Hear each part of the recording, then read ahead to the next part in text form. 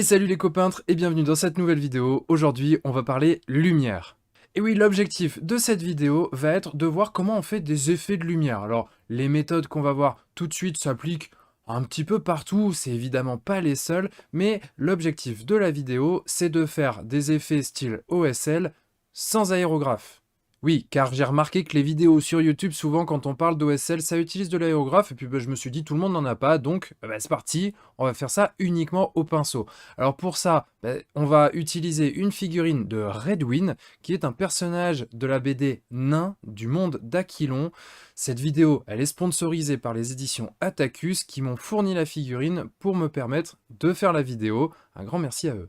Alors bien sûr, vous avez toutes les informations concernant le monde d'Aquilon avec cette campagne participative dans la description. Si toutefois la vidéo, elle vous plaît, n'hésitez pas à mettre un petit like et à la partager, à vous abonner aussi à la chaîne pour pas louper les prochaines vidéos. Et vous pouvez également vous rendre sur le blog apprendre-la-peinture-sur-figurine.com où j'y ai toujours en téléchargement gratuit le petit guide du débutant en peinture sur figurine. En plus, ça vous inscrit à la newsletter. Voilà, ça fait toujours plaisir. Alors, pour savoir un petit peu vers où on va avec cette figurine de Redwin, j'ai pris cette référence-là, qui est quand même assez sympa, voilà, elle est assez graphique, j'aime bien. Et puis on voit bien les effets de lumière. Alors du coup ici, je suis venu pipeter, je suis venu grossir, hein, pour prendre un peu les différentes couleurs qu'on retrouve dans cet effet de lumière. Alors on voit bien qu'il y a des choses qu'on va pas forcément pouvoir refaire, là il y a des volutes, des espèces de choses qui s'envolent dans les airs. Ça c'est des choses qui sont un peu difficiles à faire.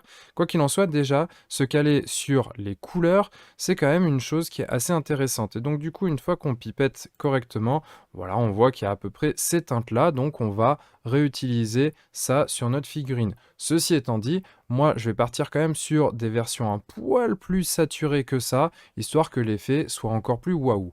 Et ensuite, l'autre chose que j'ai faite, c'est que à cet endroit-là, ici, donc on va zoomer là, voilà, sur ces zones-là, je veux qu'il y ait un OSL pour que justement, la vidéo aussi elle ait du sens, mais que la figurine elle-même, elle ait cet effet waouh avec la lumière qui vient rebondir sur tous les éléments qui sont à cet endroit-là. Et donc du coup, quand j'ai travaillé ça, eh bien voici ce que ça donne. Hop. Donc là, on voit l'OSL ici à cet endroit. J'ai ajouté des petits filtres, hein, simplement en peignant avec l'outil la pixelaire. Et voilà ce que ça donne.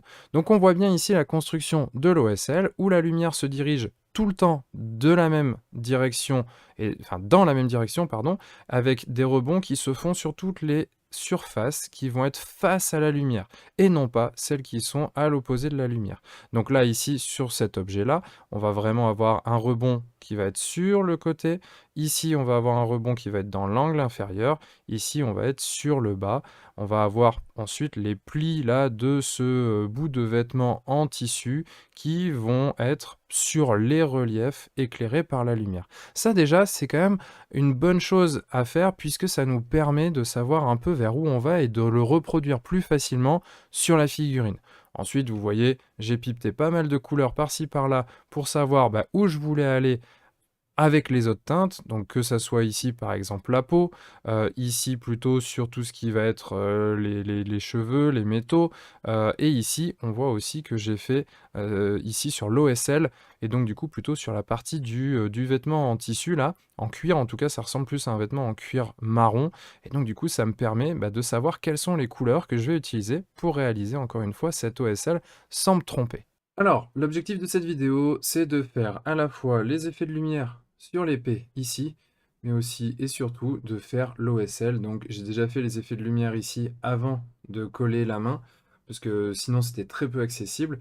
Et donc du coup, ça va me permettre de montrer comment on fait l'OSL qui est par ici. Donc du coup, là, pour les effets de lumière de ce côté-là, ce que je vais faire, c'est que c'est sculpté, en fait, c'est très très fin, mais c'est sculpté. Et donc du coup, je vais en profiter. Pour ça, je vais commencer déjà par remonter les éléments qui sont creusés, qui sont sculptés, avec de l'encre blanche.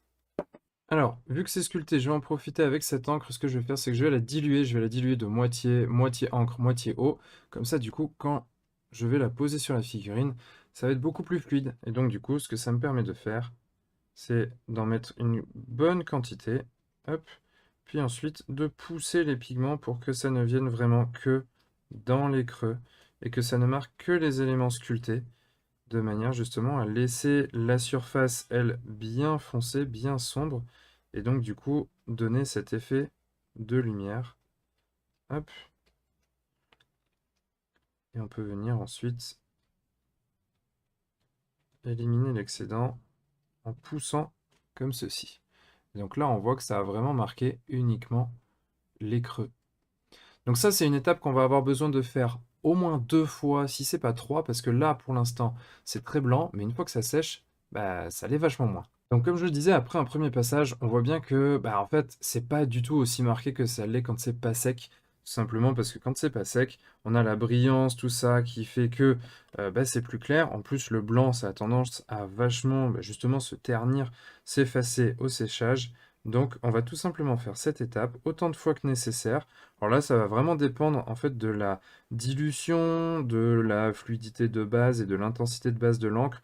Donc je ne peux pas dire là tout de suite combien de passages il faut effectuer, mais de toute façon, ici, c'est vraiment au jugé. Une fois qu'on a suffisamment le blanc dans les creux, on pourra arrêter à ce moment-là et poursuivre à l'étape suivante. Donc là, je vais le faire hors caméra, et puis ensuite, on passera à l'étape d'après. Alors, voilà ce que ça donne une fois qu'on a bien intensifié notre blanc. Maintenant, ici, par exemple, on voit, ça peut baver un petit peu, comme ça peut blanchir la zone, auquel cas, on va avoir besoin de revenir avec du noir. Alors, du noir ou une peinture vraiment très foncée, selon la base sur laquelle on travaillait. Là, je le dilue pas mal. Comme ça, du coup, en fait, je vais venir partir d'ici et tirer les pigments noirs vers le bord, donc vers l'opposé de la source de lumière. Comme ça, du coup, ça va reteinter tout ça de noir, mais en créant quand même un espèce d'effet un peu diffus qui vient depuis la lumière. Hop. Comme ça fait le halo. Ça respecte un petit peu le halo de lumière qui est censé se diffuser depuis, là, en l'occurrence, la rune qui est incrustée dans l'épée. Alors voilà ce que ça donne une fois qu'on a corrigé avec le noir. Et maintenant, on va évidemment ajouter la couleur. Alors la couleur, là, moi, ce que je vais utiliser, c'est du Luminous Orange, donc vraiment un orange super super flash, presque fluo, et du Lemon Yellow, pareil, un jaune qui est très très très clair, qui est très flashy. Plus flashy que clair d'ailleurs. Et je vais utiliser ça, et comme je l'ai fait avec le blanc, et bien tout simplement je vais l'utiliser en très dilué pour que ça puisse laisser par transparence l'effet du blanc. Donc là, ici, on vient le passer comme ça dans le blanc pour reteinter, pour donner de la couleur, mais garder par transparence l'effet de clarté. Alors on essaye d'être le plus précis possible, même si le fait de déborder un petit peu comme je le fais là, permet justement de teinter aussi le halo qu'il y a autour de la rune qu'on a laissé avec le blanc.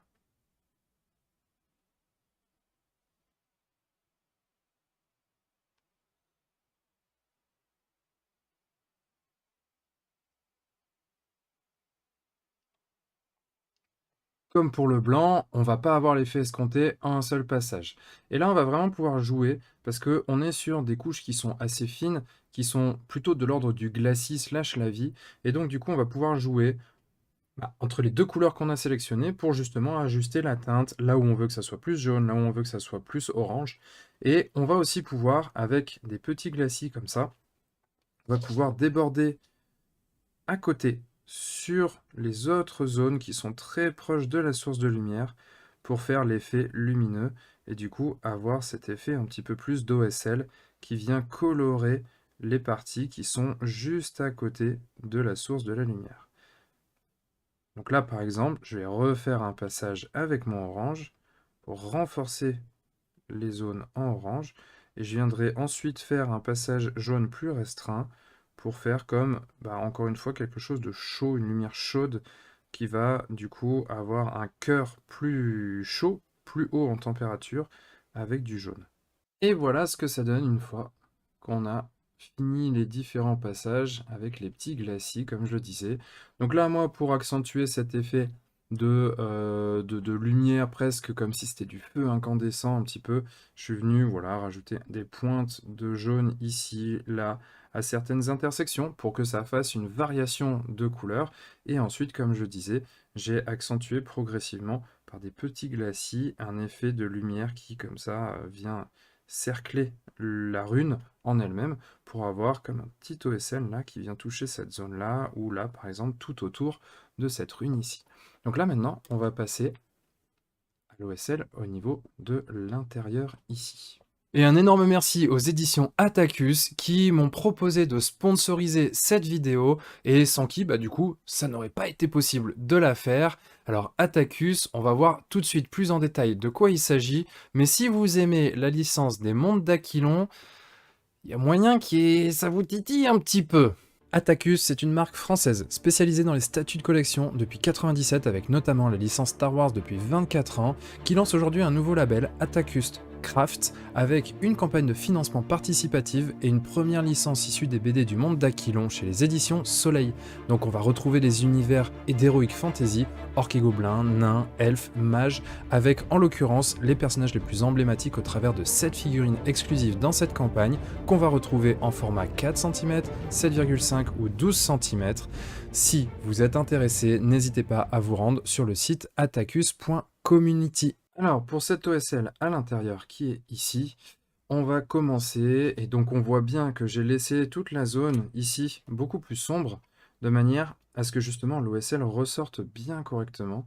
Donc on va commencer avec une lumière sombre, en tout cas vraiment quelque chose qui va juste commencer à amener légèrement l'OSL, puis ensuite on va progressivement partir vers quelque chose qui sera plus sur du orange pour tout simplement que ça corresponde à la couleur de la lumière qui se dégage. Ici, on est vraiment sur un style graphique qui va permettre de donner un petit peu de punch à cette figurine et notamment à cette zone-là pour avoir un effet un peu waouh. Là, je ne cherche pas nécessairement à ce qu'il y ait de la cohérence par rapport à la source de la lumière, même si, évidemment, on va quand même essayer de respecter une certaine cohérence dans la position des lumières.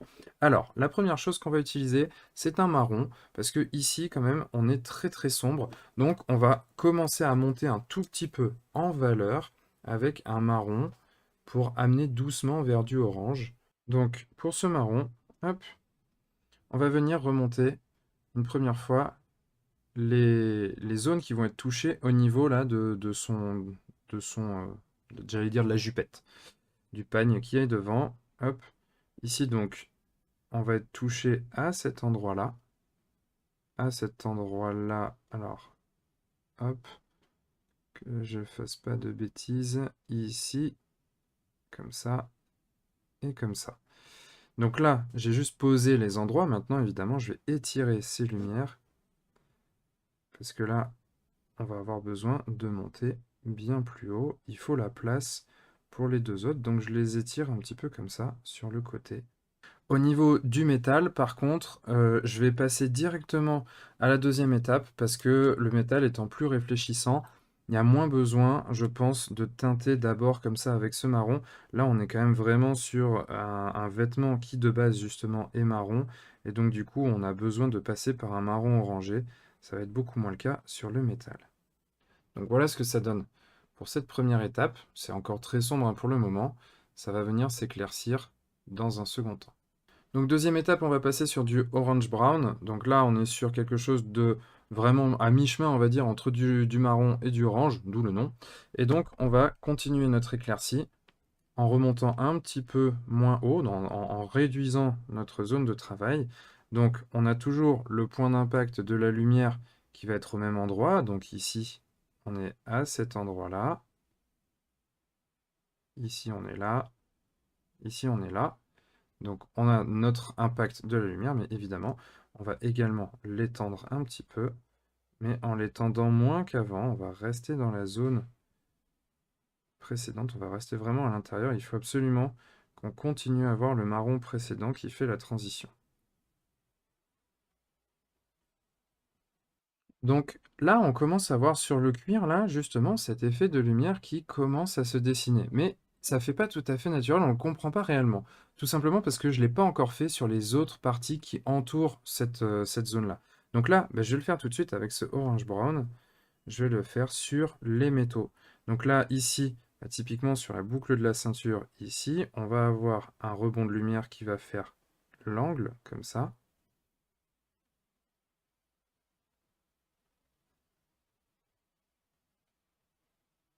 Donc je reprends d'abord les arrête, puis ensuite j'étire ma lumière. Ensuite, on va avoir la même chose ici. Alors là, je vais être obligé de tourner un peu la figurine pour venir sur le dessous de la ceinture à cet endroit-là. Donc on voit, hein, ça reprend cet endroit-là. Et je vais même le faire remonter un peu plus haut par là-bas.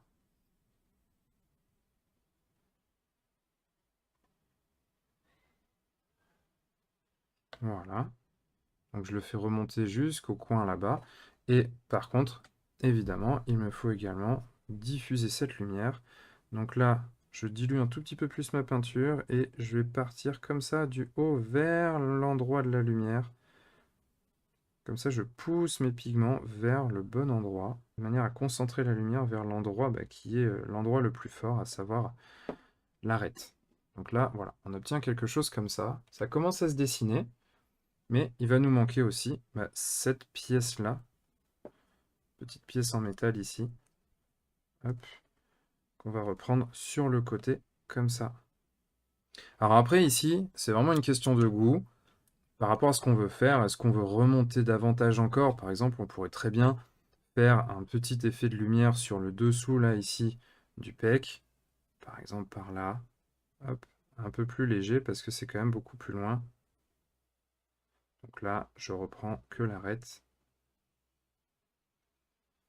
Juste pour faire un espèce de petit rappel.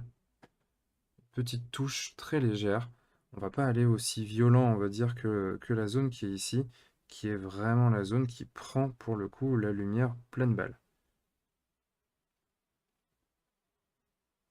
Hop.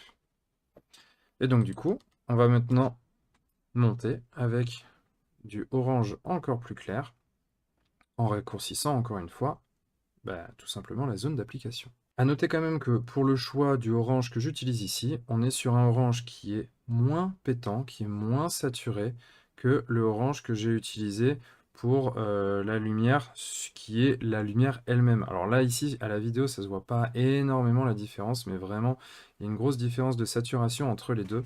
Donc vraiment, ça pour moi, c'est important parce que la source de lumière est forcément plus saturée que les rebonds de lumière qu'il peut y avoir sur les différents matériaux sur lesquels cette lumière rebondit. Donc une fois qu'on a choisi cette couleur-là, on va simplement refaire des petits éclaircis comme ça, en raccourcissant la zone par rapport à ce qu'on a déjà commencé à faire.